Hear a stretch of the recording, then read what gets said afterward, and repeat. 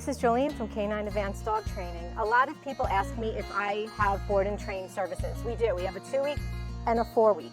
The 2-week handles 9 commands: come, heel, sit, down, off, leave it, place, of course all the stays, and a walk through the neighborhood. The 4-week handles that, trains that, and then also we take them out into public. And that is really important. If you're going to take them to the vet, if you're going to take them to restaurants, if you're taking them places, the 4-week board and train is for you.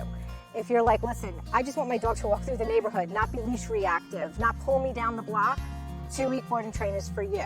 Also, if you decide in the 2-week that you do want to take your dog places, but 4-week is just too long for you to be away from your dog, we can also add on lessons. And in those lessons, we can go to different places and I will teach you how to train your dog in distraction work, and then you can work on that and we can meet weekly. All right, guys, you can look us up on canineadvance.com and have a great day. Thank you.